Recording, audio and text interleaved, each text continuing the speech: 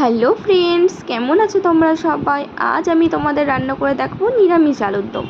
প্রথমে কড়াইতে তেল গরম করে আগে থেকে পরিমাণ মতন কেটে রাখা আলু, তার মধ্যে লবণ হলুদ মিশিয়ে ভালো করে নেড়ে চেড়ে লাল লাল করে ভেজে নেব।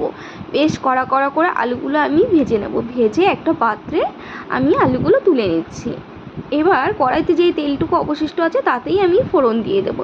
গোটা গরম মশলা, তেজপাতা, শুকনো লঙ্কা আর একটু চিনিটা ক্যারামেলাইজের জন্য দিয়েছি আমি। এটা তরকারির রঙটা সুন্দর হয়। আগে থেকে পেস্ট করে রাখা যেই মশলাটা ছিল সেটা আমি তেলের মধ্যে দিয়ে বেশ ভালো করে কষিয়ে নেব। পেস্টের মধ্যে ছিল লঙ্কা, কাজু বাদাম, তেজপাতা, আদা, জিরে আর টমেটো। এবার ওই মশলার পেস্টের মধ্যে একটু জল দিয়ে আমি লবণ হলুদ কাশ্মীরি লঙ্কার গুঁড়ো দিয়ে ভালো করে কষিয়ে নিয়েছি।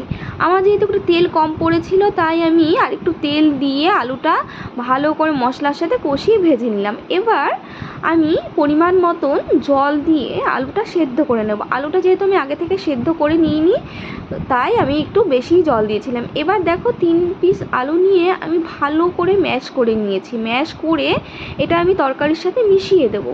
এতে না তরকারির টেস্টটা দ্বিগুণ বেড়ে যায়।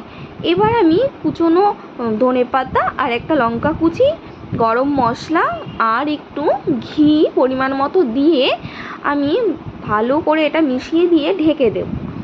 এতে ঢেকে দিলেই পুরো ফ্লেভারটা ভালোভাবে আসবে। এবার দেখো আমার লাল লাল ঝাল ঝাল নিরামিষ আলুর দম রেডি। এভাবে একবার তোমরা বাড়িতে বানিয়ে দেখো, দারুণ লাগবে।